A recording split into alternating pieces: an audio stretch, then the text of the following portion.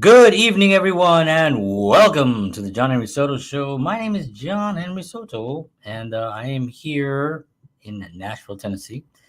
And as always, I am joined by my cousin, George Batista, who also happens to be a great drummer, a wellness coach, and an all around nice guy. Until you ask. Um, yeah, and we've been doing this for over 3 years now, our show. And we are so grateful when you guys show up here because we're so blessed to be able to have the opportunity to do this, to be able to share messages and to bring guests and to bring different viewpoints and to help you. And hopefully we help, with our messaging. But I'm very excited you're here today. We have a really great show today. We're going to talk about the legendary songwriter, producer, arranger, composer, Burt Bacharach, who passed away recently. And what a life! But we're going to dive into that today, and we're going to talk about his contribution to music and to the world. One of the things that George and I were talking about was that we do a lot of stuff during the week. We this is not the only thing we do. For those of you who follow me, my content, and follow me on social media, you know that I'm constantly posting on my stories of what I'm doing, what I'm working on, and stuff. And there's a lot of cool things happening. So last Wednesday night, we had the Peace Day concert where Isis Christopher got to perform, and she was amazing, and it was just a great show. We had a great time. My band also, Mockingbird Canyon Road, performed as well. I got to play and use some of my new gear, which I was really geeking about, and some people looked at it and they were really envious. They were like, "Oh man!" Talking. One guy said to his wife, "Honey, I think we need this." And I said, because he's got a bunch of guitars. And I said to her, I said, "No home should be without it." And she was just like giving me the evil eye. But Nice. yeah, we had all this great gear and stuff, and it was a great show. On Thursday, I went over to the Troubadour, which they have this great event every Thursday night called Southern Nights, and I was able. That's with a Timbo and Rachel. Timbo is a great singer, great country artist here. He's sort of like the best kept secret in Nashville, and we want him to blow up. At the same time, it's so cool that we get to see him like Right. right there and talk to him and all that stuff. But he's just fantastic, and his wife is awesome, and they're just a beautiful couple. So they have this thing called Southern Nights every Thursday night at the Troubadour here in Nashville, Tennessee. And so I went there and I got to hear some great country music. And Timbo, of course, performed. He doesn't always perform every Thursday night, but he performed this particular one. And that was a lot of fun. And then Dallas Burrows was there as well, another country singer, really fantastic country singer. And and then as I was leaving, I met a great couple.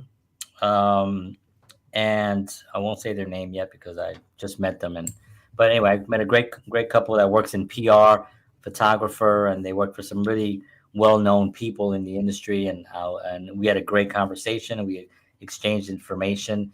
That was on Thursday. Then on Friday we had the graduation at the church, and Isis actually performed again at the graduation because they were really they asked her and she said yeah, she loved it and she had a great time.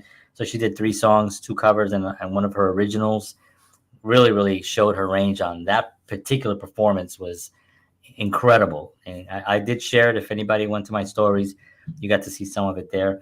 Um, on Saturday, I went to Rudy Rodriguez, who's a international Spanish uh, actress star. She starred in a lot of telenovelas and movies. She's a writer, director, producer as well. And she gave a seminar on at a restaurant called Doduma.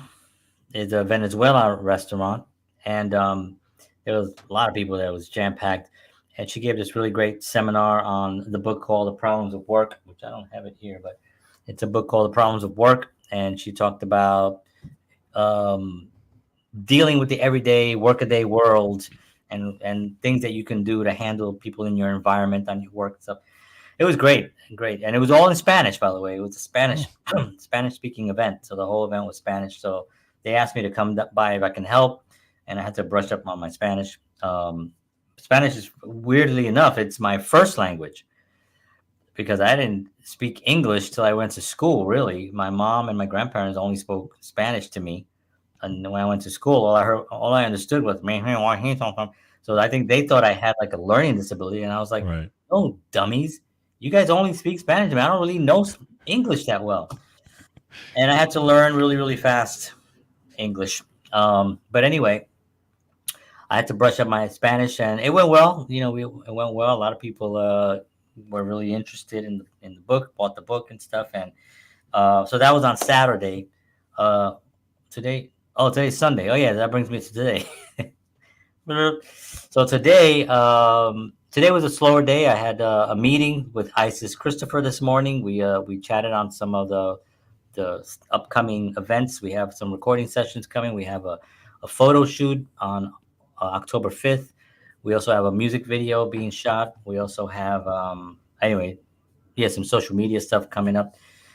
So we met about that, and then I had an exciting time when I went to Costco with my kids, and we bought some food, and then we came home, and then I cooked, and now I'm here with all of y'all. Anyway, one of the reasons why I brought all this up is because I do want people to engage and to ask questions, related about the things that I'm working on. I want people to talk about, or to ask questions on like, oh, what was that about? What was that event about? Or, Isis Christopher, where can we hear her songs? Or tell me more about your talent agency, those kinds of things, and so I'm gonna at the beginning of the show, when we don't have a guest, because I don't like to take time away from our guests. So, but at the beginning of the show, I'll just real quickly for the first 5 minutes, I'll just talk a little bit about, what's happening and stuff, and I'll be better at it as time goes along. How you doing, Georgie? Apparently not as exciting as you, my friend. But it is the John Henry Soto Georgie's show. like, I had an ingrown toenail that was I went to the really park. cumbersome. I went to the park the other day and stared at the trees for a while. Actually, no. Aside from Wellness Talk, by the way, which I do every week, which airs actually right before this show at 7 o'clock. 7 o'clock. And if you guys are interested in that, you can go to georgebatista.com and see the show there. And it's I'm looking forward to getting some good guests on there, by the way, some more guests, some bigger guests. Yeah, I by will the way. say So, that some of the shows that you've had have had like you've had some guests that are like, holy cow, yeah, in the like health industry, leading people yeah. in their industry, in their field, Yes, like leading doctors I have and had some big. I've had scientists. yeah, I've yeah, had like leading world experts and stuff, like big time, yeah, big stuff. time, So, yeah, and I want to kind of get even bigger. Like I got a lot of ideas in my head. So yeah. yeah, so if you guys are definitely interested in wellness and just the latest on health and wellness, check that out. But I also want to mention one thing on the artistic side. So last week, my wife and I got to take in Broadway. Oh, cool. And we went to see the Broadway rendition of Back to the Future. Oh, I heard Not about this. not thinking, John, I was blown away. Really? What an amazing musical. They have taken that story and Yeah, they have just, I mean, we were shocked. Standing ovation. yeah. Standing ovation at the end. Wow, I'm so happy because I love that movie. I Yes. love the whole franchise. I love Michael J. Fox. I love Yes. Christopher Lloyd. I mean, everybody. Oh man, that's so freaking The, cool. and the thing is that even a lot of the actors, because we went to the matinee that day, and it wasn't all the main actors, Yeah, yeah. but even the second tier actors, or whatever you want to call them, Understudies. the understudies, were amazing. I Oh mean, yeah. Listen. their vocals and their Oh yeah. the dancing and the choreography. I was shocked. It had to be, and I've seen quite a few plays out there. It has to be top three of all the ones I've seen. Wow. As I tell you, really good as it was. Yeah, Broadway is amazing. yeah. The Broadway talent is incredible. is amazing. I mean, and I know the tickets are expensive, but you get an experience that you are not going to get anywhere else. True. Anywhere else, and it's sometimes it's a once in a lifetime experience. Yes. Like I saw, I've seen a lot of things, but I saw Rent, and I saw Oh back yeah. in the day, and I Mhm. saw Rent with the original. I saw Rent twice actually. I saw Rent with the original cast, and then I saw Rent again with the backup with the understudies. Yeah, yeah. They were both fantastic. It's They were amazing. both so freaking good. But yeah, I mean, to get on Broadway, man, you got to be.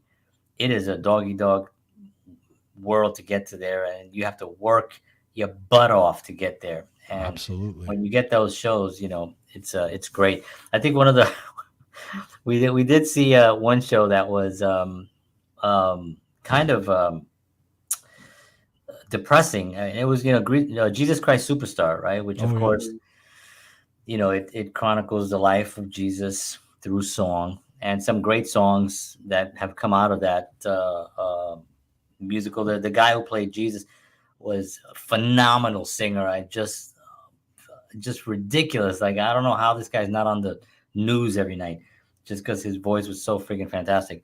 But they made creative choices, Right. and people do that.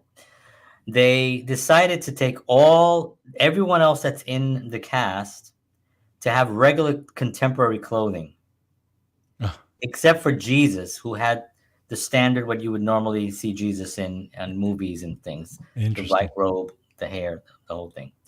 But everyone else, like Judas, had a red leather jacket. It's like Michael Jackson. Um, yeah, I mean, might as well. And they all had just regular clothes and stuff like that, and it was very, very distracting. Ah, It didn't take me to the place. wow.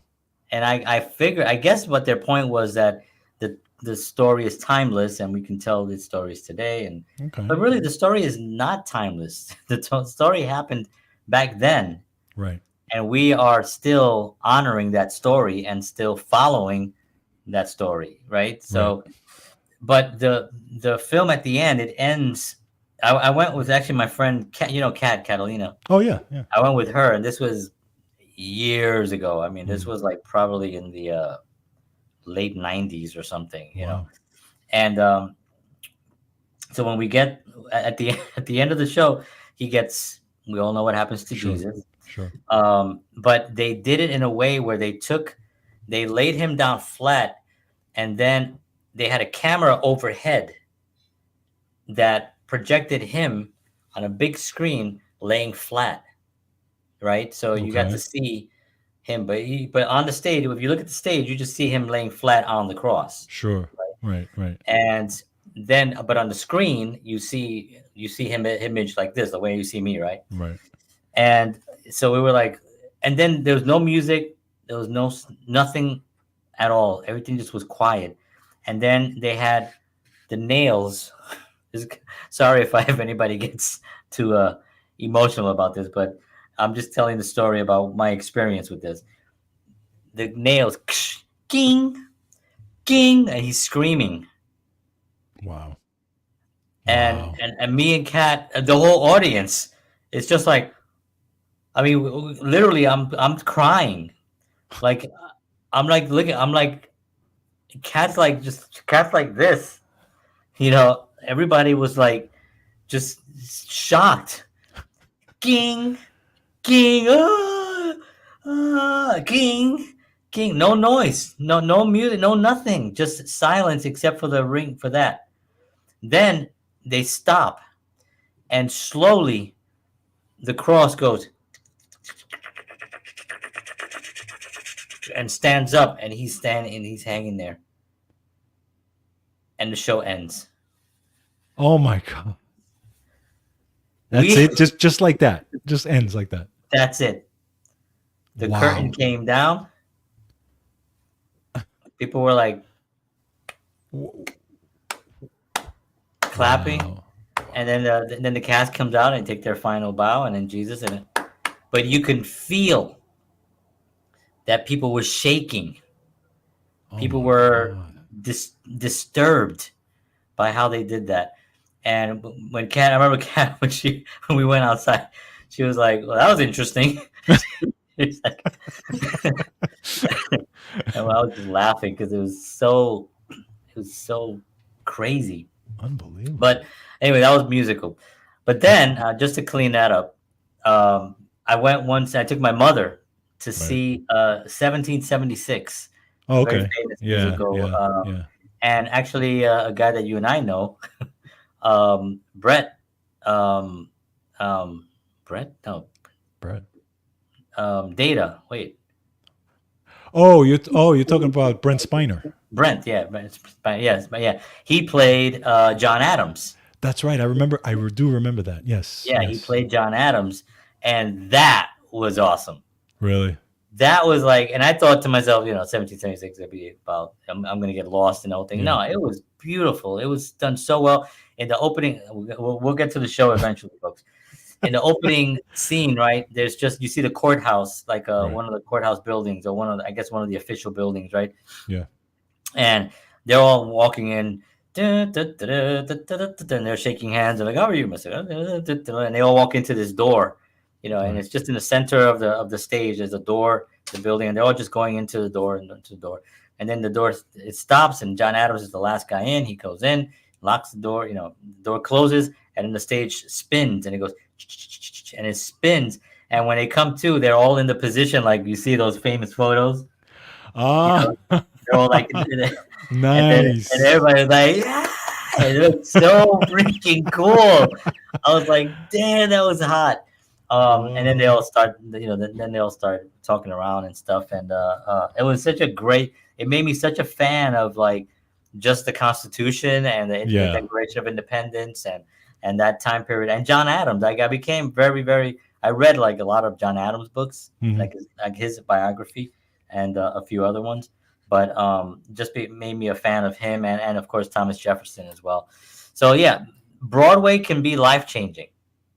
Yeah. No. I completely agree. Completely Be agree. When life you go Yeah, see a Lion King, go see which I mean, Lion King is phenomenal. yeah, Phenomenal. yeah. It could Okay. also depress the hell out of you because Well, yeah, it depends. I guess it depends what you see, but yeah, but kidding. it's just amazing. Sometimes when you go to those things and you don't know how it's going to be, and maybe you think, okay, what are they going to do, and how could they take the story, but I mean, my wife and I walked out, I'm like, holy cow, that was so good. Yeah, and you don't really know even you don't even know you don't know the work that's going in. Right, Like correct. you think it's gonna be cool, but then you get there and you're like, oh my gosh, this is like the work that they did on this. Yeah, It's unbelievable. absolutely. Like Wicked, amazing. Oh, Les Wicked, I Mis, saw twice. Wicked was yeah, incredible. yeah, Wicked was great. I saw Les Mis. Hmm. I saw Les Mis when it was on its way out. I saw Cats. Yeah, I never saw Cats. Yeah, Cats. I heard that it was like, eh. It was there for 40 years. I don't I understand know, but how I it was always Cats, right? Cats at the Winter Garden. It was like yeah, every single commercial. It was yeah. Cats, and the biggest thing that came out of there was Memories. Hmm. Memories. I'm a cat in my house. Whatever the song goes, and it was like it was great because the singing was fantastic, but there's no real story. Maybe that's what it is because a lot of Yeah, there's people just no said it was real like okay. story. You know what the story is mainly about cats.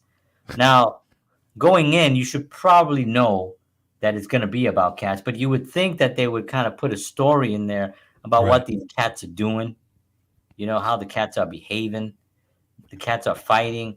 There were some cats there was some kind of like conflicts and stuff, but you don't understand the conflict because right. they're cats.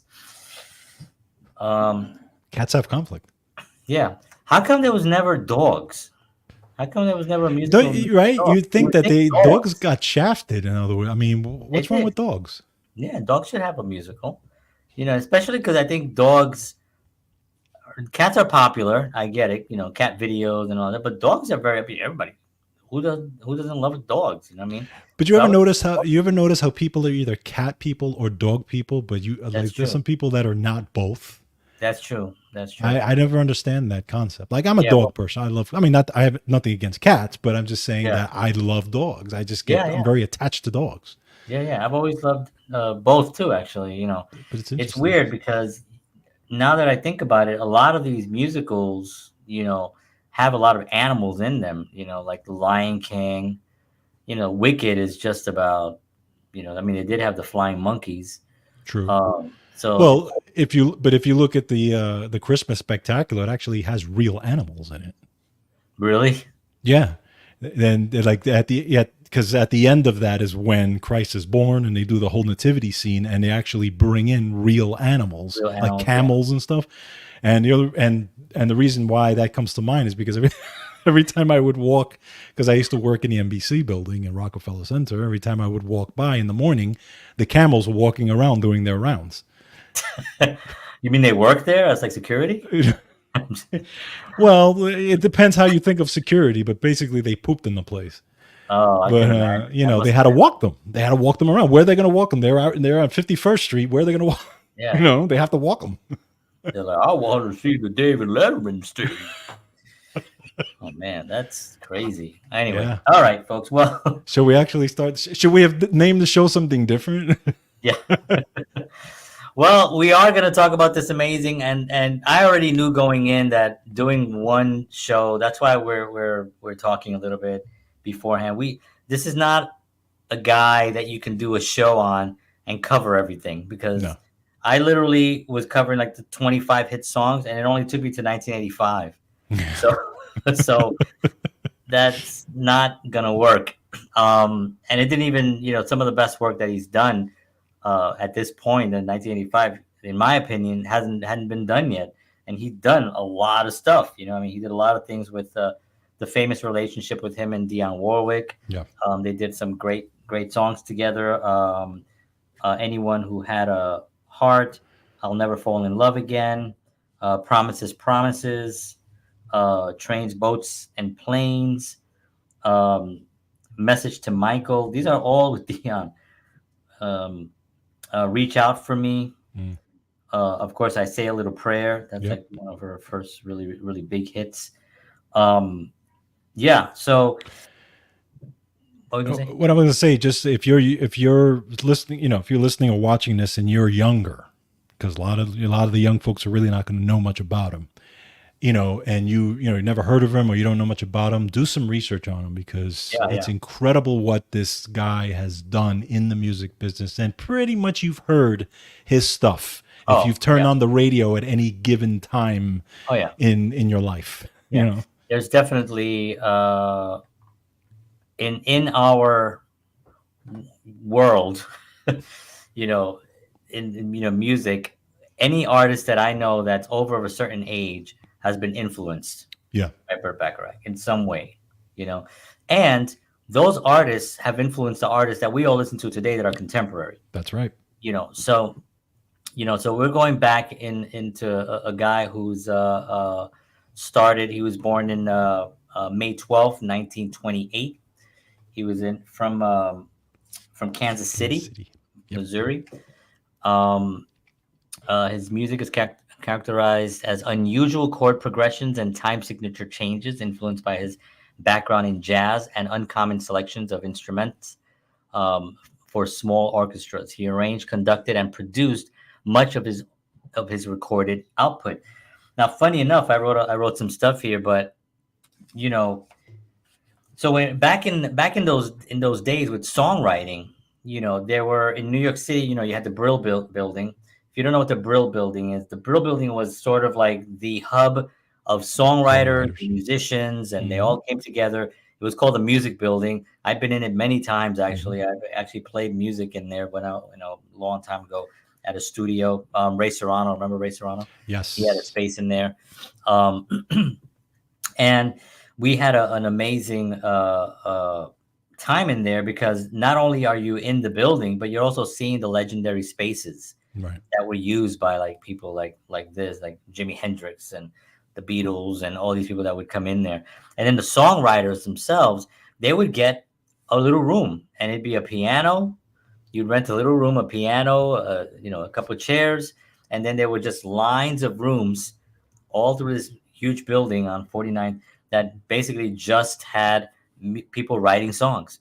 And some of them were hits, some of them were not, and some people, faded away, and some people excelled the way Burt uh, did with Hal David, because he got together with Hal David, and that was really the start of his really successful writing career. Correct. Yeah, he was. It's interesting because in his early days, he was his mother actually was the musical one. Got him piano lessons for classical, but he hated it, Yeah, and she would have to practice, even though he yeah, didn't because want he to. hated the practicing. Because I actually, it was funny. It reminded me of me because again, my mother took me for piano lessons at that age, and I did it for a year, and after a while, I got bored with it. Yeah, But it's interesting how that happened. But what he did do was he used to sneak into the jazz clubs that's right. and he used to watch these amazing jazz players. And he says it. He says what they were doing was well beyond what I had ever seen, Yeah, and that is what really attracted him. And kind of talking about like we talked about last week, making those decisions and saying, "There you go. This is what I want to do for the rest of my life." correct. Right. That's what triggered his decisions to go. And sure enough, from there he studied music Yeah, and just jumped right into it, and started composing and writing and all that, that type. And then, of course, gets together with Hal David, and they become of the time, they become the Elton John, Bernie Taupin right. type of, having that relationship. Yeah, And and it's amazing. yeah, yeah, and how David talks about how they were first not low, and they weren't even think about and thought about, and suddenly now they're top top dogs in the industry. Their first hit song was "The Story of My Life" from Mm. 1957, Yep. that went to number one, and but it was a song that Burt was saying it really wasn't his style. It Yeah. wasn't. It was sort of like they put together, but he hadn't really become what he wanted to become. He was sort of like searching. Magic Moments was the other song that they had. So they had early on these two big hits that kind of helped them financially to keep going. And I think especially when you're doing something like that, that initial boost is something that really makes it really really great. But what was happening back in those days, a songwriter will write a song and they'll give it to the record companies, and the record companies would take it, and what they would do? Oh yeah, they would do it They their would way, basically. so they butcher it basically. They Yeah. take away Yeah. all the creativity out of it. Yep. They do. It's kind of like what's happening today. You get they kind of just do what the formula is because they think that that's what is going to sell because everybody's listening to this, and in the creative souls that are out there doing something that's completely different, they get lost. They have to then find their way. Right. Which I think is happening more and more now. Uh, People are starting to shy away from, even though you'll see pop radio top, but there's so little longevity in those top hit songs. Hmm. They're there for like a second and then they're gone. Yeah. So there's no like, I mean, I can't even remember who was the last person to have like hits for like For like up on the chart for a for long weeks, time. Yeah. like 10 weeks, Yeah. like remember Casey Kasem coming in again at number 10 for Yeah. the 10th week in a row is Mariah Carey. All that stuff like just doesn't happen anymore. Like we No. don't even have that experience anymore.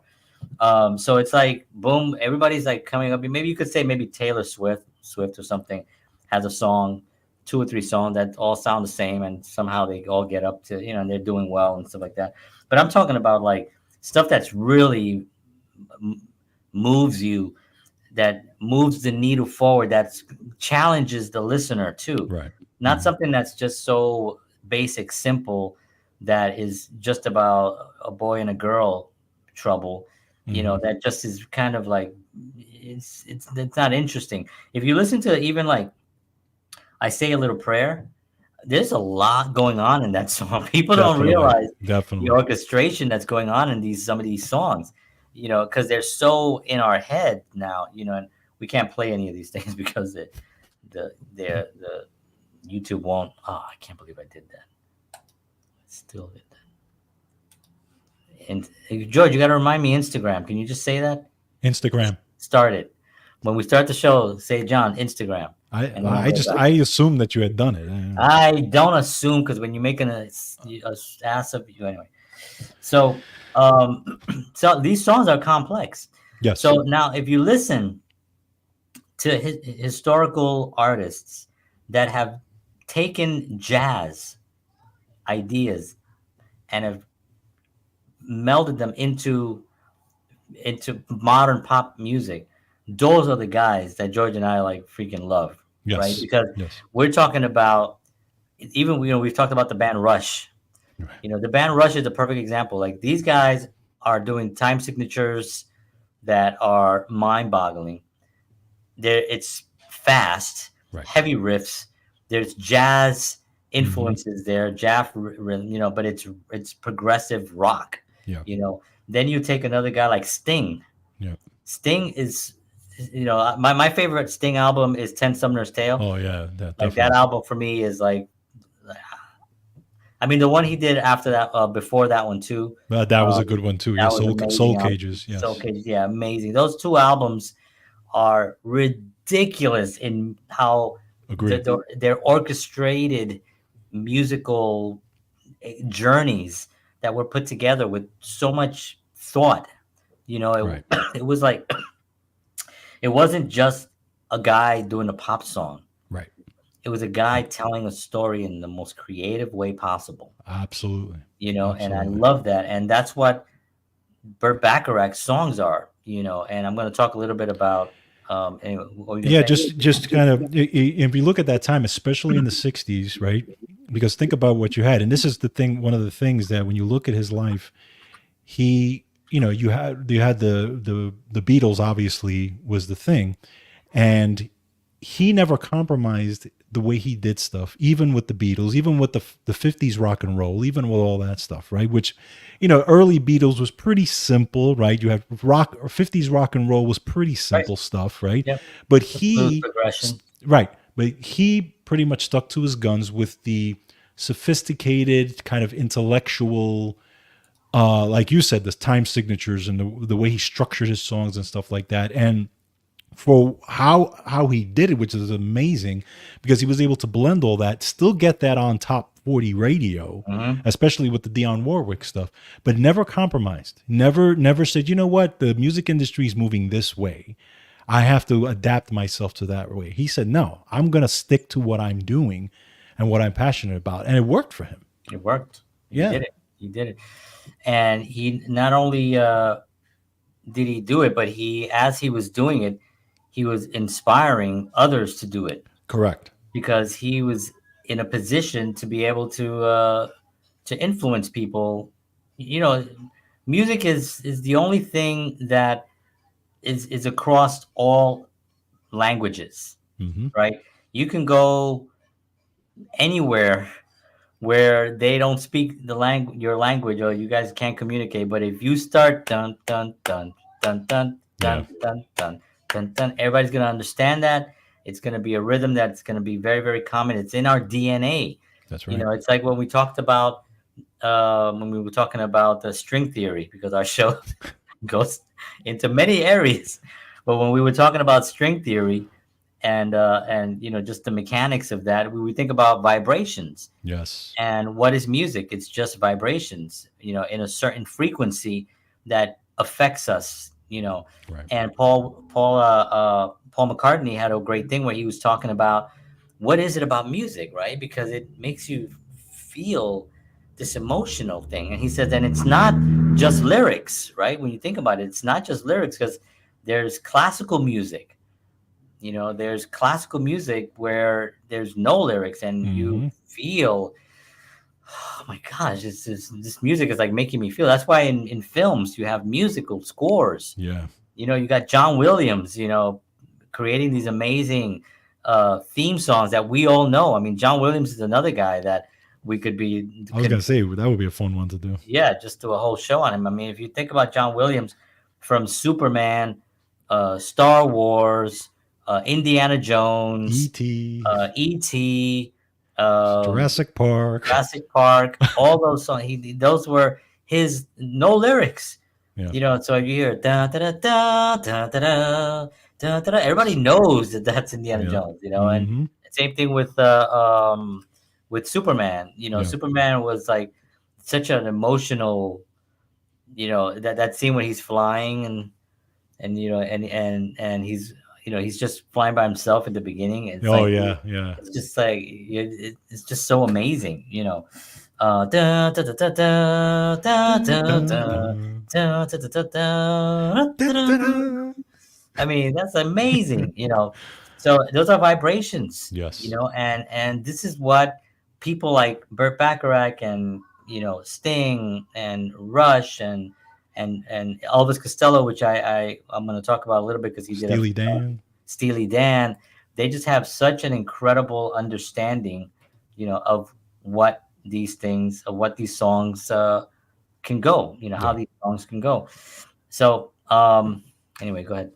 Yeah. So what very well said. But he, again, he did some amazing things again, kind of through that time. I guess you could say kind of discovered Dionne Warwick. He had a fascination with her because Yes. she was singing with I think it was a trio, if I remember Yep. correctly. Yep. And she was And he picked very her young, out. like Yeah, 14 very years young, old, something. and picked her out and said just there was something about her. She sang on some of their demos, Yeah. and then this amazing collaboration between her, Hal David, and him, Burt Bacharach, started, Mhm. and just incredible songs came out of that. And Celine Yeah. Dion I mean Celine Dion, Yeah. Dionne Warwick, I don't know why I have Celine Dion, became huge, became a household name basically, and was out there in all the shows and everything, did amazing things, Yeah. and they just had some incredible And stuff. they did about, I don't know, 10 different tracks together. And, they did have a little bit of I wouldn't call it a falling out, um, but it's a business part of it. The business part, I think there was a deal with Warner Brothers, or, yeah, I think it was Warner, I think, Mhm. and they didn't want to honor it because I Right. think they had a film that was just a flop. Yep. And Burt Bacharach and Hal Davis didn't really have a lot of failures. Yeah. They were pretty always successful. So when that first thing hit, he basically, Burt Bacharach kind of went into seclusion Yes. and kind of like just withdrew a little bit and didn't was struggling and couldn't write. And I think his marriage to Angie Dickinson kind of like suffered, and I think they got divorced. Yeah, and I want to kind of talk a little bit about that, about the artist and that whole thing, and specifically like we talked about a little bit, guys at that level, right? Because now, just keep in mind that this is a guy right now who's at the top of the game. Yeah, He between him and Hal had 6 Grammys and 2 Oscars. Okay, so you're doing some incredible stuff when you have that. But wow, one thing that everybody seems to say about him, and he even mentions about himself, that he was completely obsessed with the project, completely yeah, obsessed with the music. He even said when they would be in the studio, and there's a whole bunch of them in the studio together, and then they would take a break, he would go into the bathroom, into the stall, not needing to use the bathroom. He would close the stall and sit there and just think about the song and the arrangement and what could go where and what could, and while so other people were just taking breaks, he while they was were actually taking breaks, he obsessed wasn't. with His the process. mind was constantly going. And, again, John, you and I have addressed this also in other shows, but it's basically that thing that the artist's mind, when these inspirations come to you, he would have these inspirations sometimes at, 2, 3 o'clock in the morning, Yeah, and have to get up and write, I'm changing this chord to this and a minor and a this and a fifth. And, these things would just come to him. And unfortunately, sometimes when you're that obsessed and that good and at that level, it doesn't bode well for your relationships. And this is right. where a lot of the failed marriages came in, Yeah, stuff like that. But that's what it took for him, yeah, right? yeah. I mean, you can. I mean, there are people that have been legendary, like Sting. I think Sting has been married to the same person for like 50 years or something. True, true. So there are certain, Rush is a perfect example. I mean, Alex and Getty have been married to the same person for forever. You But know, so yes, there's there's personality in it too, right? right, right, Because right. it's not. I mean, not to say that every artist is like that. Yeah, and you also have to kind of look at the work was different. with Rush, you had a trio, you had three guys that Right. are working towards one thing. Burt felt. I watched the documentary on A&E, right, on him, and I hope that there's others coming out soon. Like real, you know, well done ones. Because he's just got so many layers to him. But I also felt that there was a loneliness to him. Hmm. Like he really had this music so much in his head that it was hard for him to even function because it just kept coming up. It Yes. kept coming to the forefront. Even like he even made a joke about like when he was even like making love to his Yeah. Yeah. wife, Yeah. he'd And he'd be something would like just he'd say, "Hold on," and he would get up and and write something down. I'll be right. right with you, honey. And he would Yeah. change a chord. So, But I can that's understand another that level. though. I can understand it in a way because as an artist myself, there are some aspects of my artistry that have been like that. Oh yeah. There are some aspects, even to this day, even it could be in music or it could be on a show or what we're doing or something or what I'm doing. Well, I'm not there because I'm there. You Right. know, my wife will tell you sometimes, well, I have to get up and I have to run to the room and I have to write something down or I have to look something up or Yeah, yeah, yeah. something at that moment. So I understand that Yeah. creativeness. Now, again, I do that with my book. I have my book here, and exactly, that's what I so do. there is that part of the creative process where it shows up and you kind of have to capture it. Yeah. Now, again, he took it to like a way other level, but again, he was at that level though. Right. Well, he was at So that level because of that. correct. It's hard to, like, I think one of the things that and I think you probably know this a little bit about me is that, I don't care when someone says something, right? Right. No, you can't or Yeah. whatever, and I always just kind of get up and I go do stuff and I've Hmm. always moved forward. And that for me was a challenge for a long time in the relationship world Yeah. because and something I don't anyway. One time there was this young lady that I was courting for a little bit, and I remember we had a rehearsal, and we had Mm. a rehearsal on this one Thursday because we had a show on a Friday or Saturday, I don't remember, but we had something coming up and we had to rehearse, we had to do something. And I remember I had a whole conversation with her on this and going, she wanted to go to a burger place that was popular over there. Where she went, she called. She was, I want to go to the get burger, and I was like, yo, I can't tonight. Come on, please. And I'm telling you that was the end of it. It was that phone call and that conversation because then after that we just it was over after that. And so not only do you have to do it, but you also if you for relationship wise, you have to find a partner that is, first of all, in my opinion, that's not in the business. Correct. But I think you're right. The partner has a And that lot to might do with it. work. Everybody's different. I'm not trying to say that, two actors can't get along, but two actors are acting. Right. No, you are They're 100. busy. They got to be traveling. They got to be But away but from each other. okay, yes, you could say that, but then you could also turn around and say the person who is also in the business may understand it more. They will understand it. You're right. They will, and that's a good. That's a something that you have to find out. But you also have to see like they're both on the same journey, so they're both trying to reach the The same same goal. goals. Right. And if one reaches it before the other, True. then it becomes a little bit of, and again, it's personality, right? That He might be exactly. extremely happy for her, and she might be extremely happy for him. You don't know, but it does strain because now you have one spouse having to let this other person go and become huge in Right. whatever they're doing, and then they're still at it. Well, it's like the Now Dolly. there's also help. You know, Yes. Right. It's like you the know, Dolly. Well, look at the Dolly Parton thing. Right.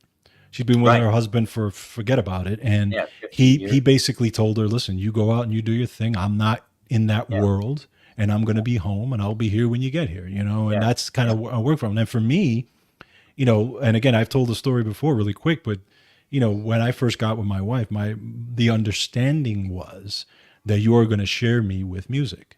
Now again, I will devote my time to you that is required to be with you, but at the same time, you have to understand that this has been there all my life and needs to be there.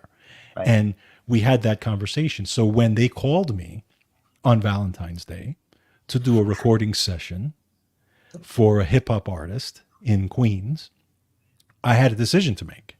Was I going to spend Valentine's Day with my wife, or I A think made up girlfriend, holiday that or means yeah, nothing. true. But at the Sorry. time, she wasn't even my wife at the time, but she was my girlfriend.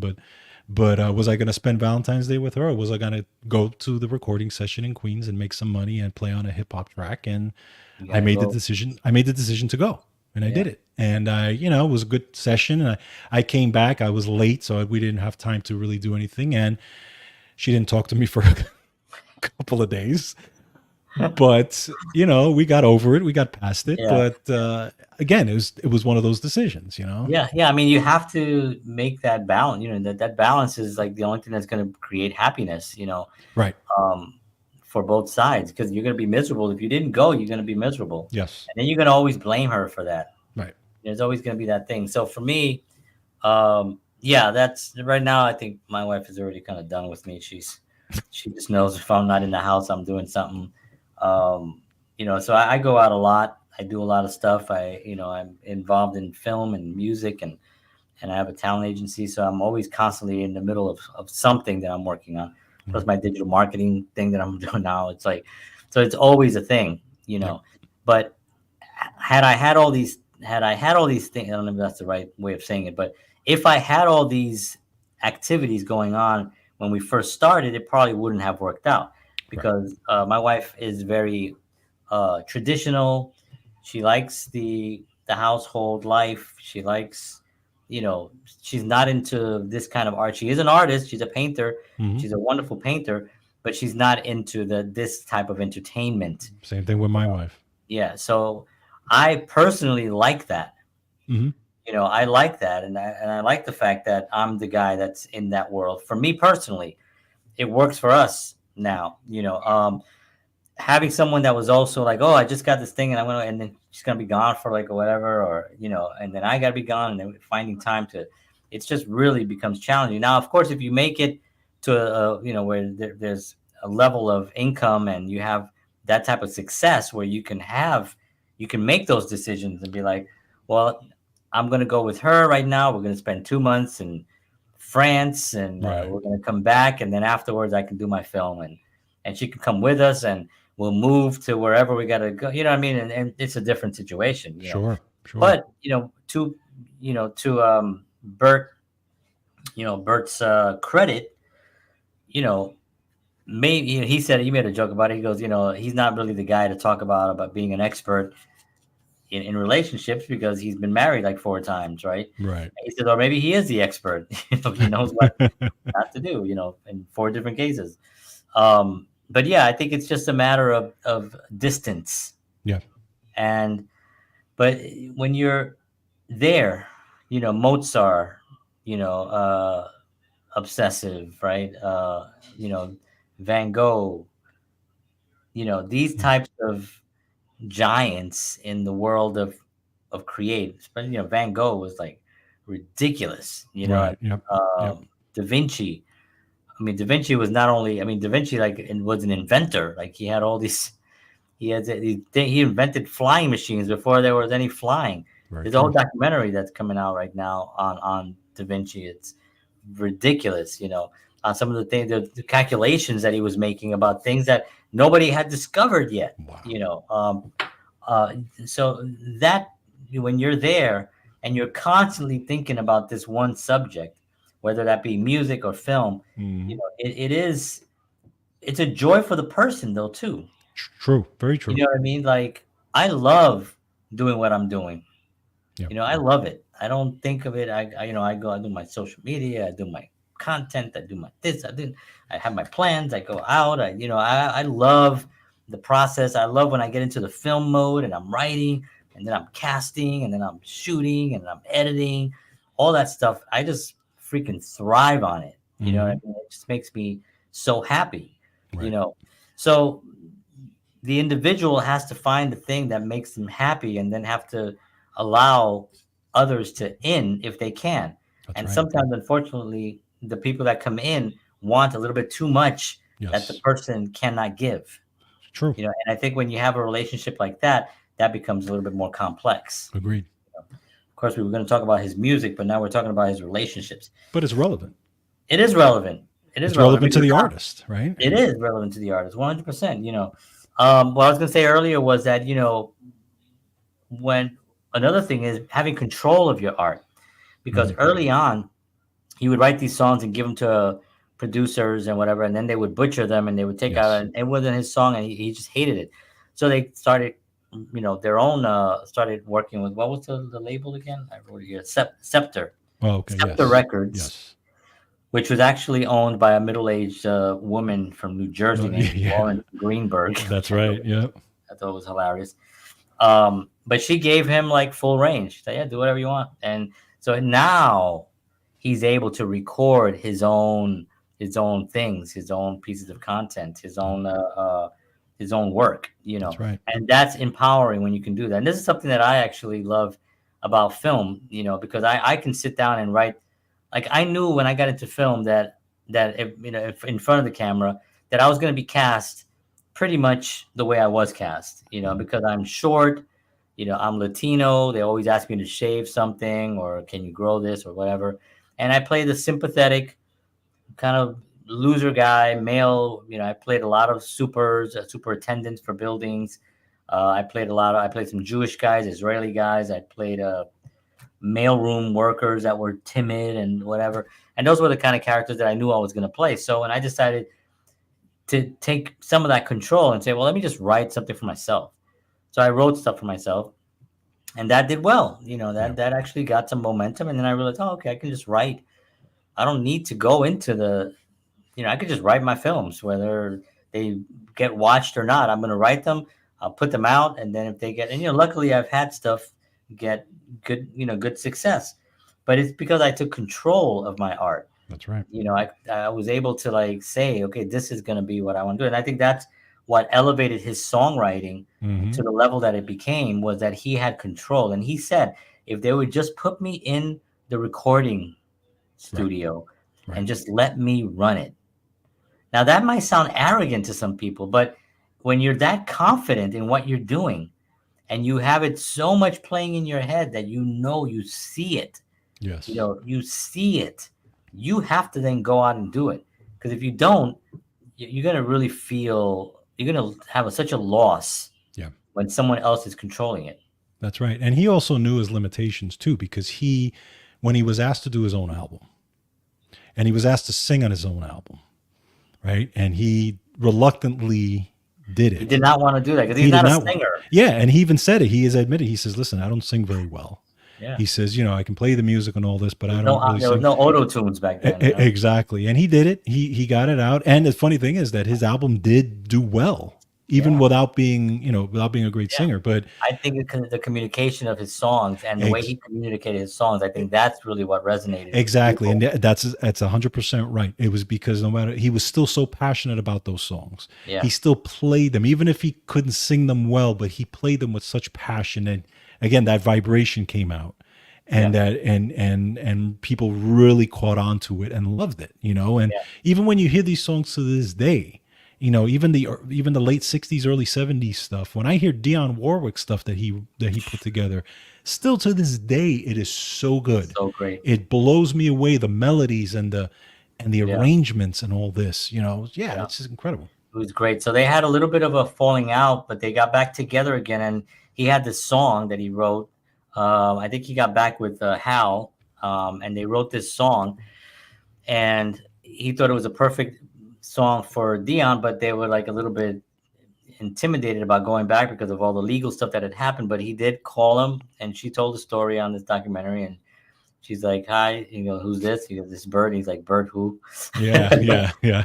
And they kind of it was very sweet, Burt said, and they got together. And the song was "That's What Friends Are Friends are For," for. Yep. and that became a huge monster hit with Gladys Knight, Dionne Warwick, Elton John, and Stevie Wonder. Yep. right? And and that was like a big hit.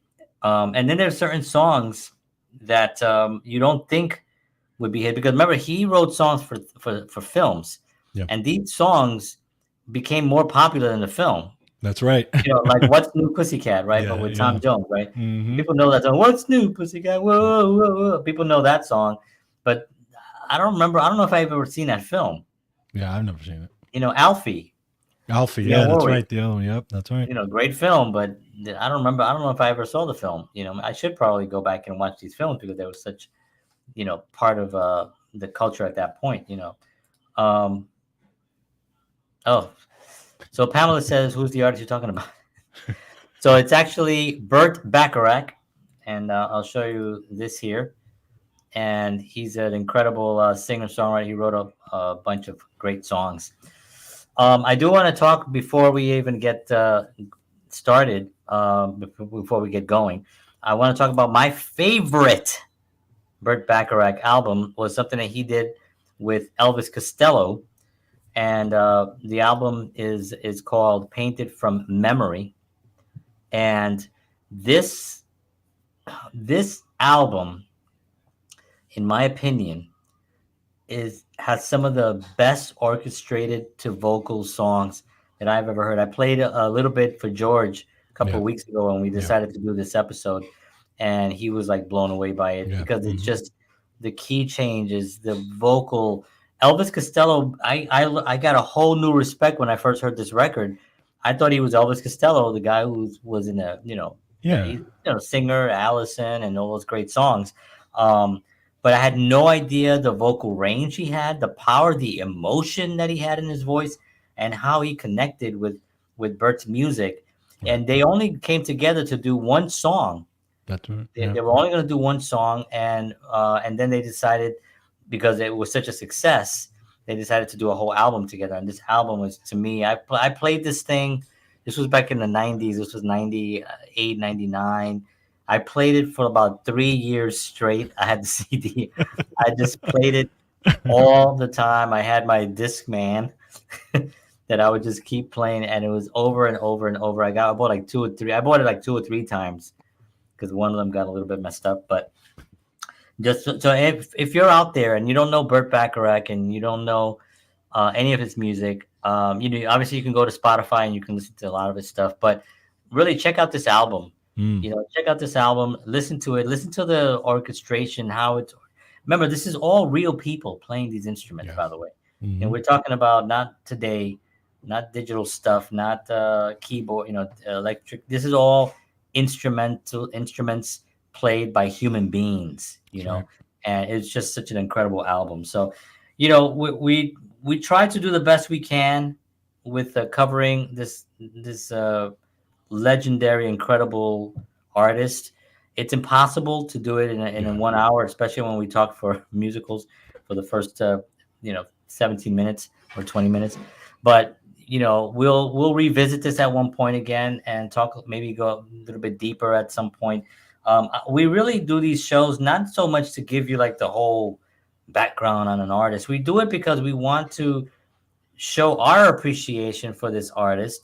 At the same time, maybe someone is watching this who never heard of him or doesn't know what his impact is to music, and maybe they'll take a minute to go check him out and go listen to some music. right. And that's our hope in doing these shows, where we cover a little bit about it. We get a little bit about the history. We go a little bit about their music. We give our 2 cents in on what we feel about it. But it's also a much bigger scope that we want people to find him. We Yeah, want people to appreciate those that were before us that gave us such incredible music, which, by the way, it's still the most popular music. that's right. It doesn't matter who's selling how many records today.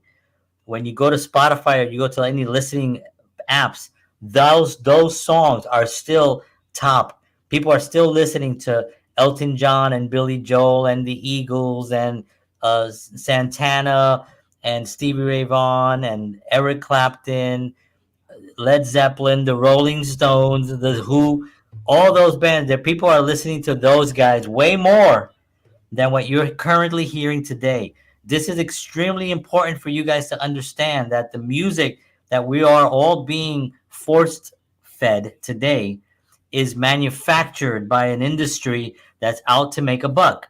So Yeah. they want to do things, and there are some artists out there that are doing great things, and some of them get in every once in a while, but overall it's a machine that's pumping out what they think is going to be the next great thing, and it turns out to be great for a week, maybe 2 weeks if it's lucky, and in a year it is gone. But True. I'm talking about songs that are 60, 50, 60 years old that are still getting more airplay today Yeah. than some of the current things that are number one, you know, and that to me is an incredible accomplishment. I gotta get this thing here. Okay, good. And that to me is really what I'm talking about. And that's why we do these shows. We want to elevate your awareness on the music, and we want people to get out there and listen to some good stuff. Listen to some good stuff. All right, we're at the top of the hour, folks. Thank you so much for tuning in. We appreciate you very much. You are all amazing to us. The fact that you spend just a couple of minutes here, even if it's just come in just to say hi, means the world to us. We really appreciate it. It would help if you just come in, make a comment, say, "Hey guys, just passing by. Great to see you guys. Take care." That would mean a lot to us as well. We appreciate it because it helps us with the numbers and the algorithms and all the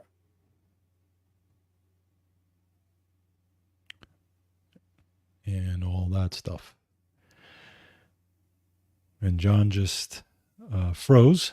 For those of you who are listening or watching, John froze. Hopefully he comes back and ends the show. If not, then I will end the show. All right.